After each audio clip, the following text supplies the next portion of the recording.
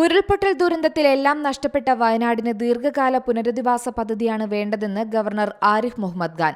പുനരധിവാസത്തിന് ദീർഘകാല പദ്ധതികൾ അനിവാര്യമാണ്.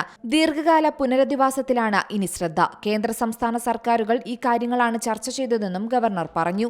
സംസ്ഥാന സർക്കാർ കൃത്യമായ ഒരു പദ്ധതി തയ്യാറാക്കണം. അതിന്മേൽ ആവശ്യമായ എല്ലാ സഹകരണവും കേന്ദ്രം നൽകും.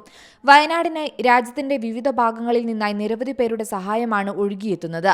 ശരിതെറ്റുകൾ വിലയിരുത്തേണ്ട സാഹചര്യമല്ല. ദുരന്തമുഖത്താണ് നാം നിൽക്കുന്നതെന്നും ഗവർണർ പറഞ്ഞു.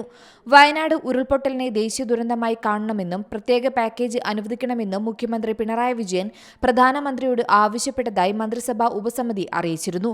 5 പേർ അടങ്ങുന്ന വിദഗ്ധ സംഘം ചൂരൽമല, മുണ്ടക്കൈ, പുഞ്ചിരിമട്ടം അടക്കം പ്രദേശങ്ങൾ സന്ദർശിക്കും. കുട്ടികളുടെ പഠനത്തിന് സൗകര്യം ഉറപ്പാക്കുന്നതിൽ ഊന്നിയാണ് മുഖ്യമന്ത്രി പ്രധാനമന്ത്രി പങ്കെടുത്ത അവലോകന യോഗത്തിൽ സംസാരിച്ചതെന്നും വയനാട്ടിൽ ദുരിതബാധിത പ്രദേശത്ത് തുടരുന്ന മന്ത്രിമാരുടെ സംഘം അറിയിച്ചു. വയനാട് ദുരന്തത്തിൽ നാശനഷ്ടങ്ങളുടെ വിശദമായ മെമ്മോറാണ്ടം സമർപ്പിക്കാൻ കേരളത്തോട് പ്രധാനമന്ത്രി നരേന്ദ്രമോദി നിർദ്ദേശിച്ചിട്ടുണ്ട്. എത്ര വീടുകൾ തകർന്നു, എത്ര നാശനഷ്ടമുണ്ടായി, ഏത് രീതിയിൽ ജനങ്ങളുടെ പുനരധിവാസം നടത്താൻ ഉദ്ദേശിക്കുന്നു തുടങ്ങിയ കാര്യങ്ങൾ ഉൾപ്പെടെയുള്ള വിശദമായ കണക്കുകൾ സമർപ്പിക്കണം. ഇത് സഹായം പ്രഖ്യാപിക്കുന്നതിനു മുൻപുള്ള നടപടിക്രമങ്ങളുടെ ഭാഗം മാത്രമാണ്. കേരളത്തിനൊപ്പമുണ്ടെന്നും പണം തടസ്സമാകില്ലെന്നും സഹായം ലഭ്യമാക്കുമെന്നും കഴിഞ്ഞ ദിവസം കളക്ടറേറ്റിൽ നടന്ന അവലോകന യോഗത്തിൽ പ്രധാനമന്ത്രി അറിയിച്ചിരുന്നതായും ഗവർണർ പറഞ്ഞു. News desk C Malayalam news. പുതിയ വാർത്തകളും വിശേഷങ്ങളും ഇനി വിരൽ തുമ്പിൽ.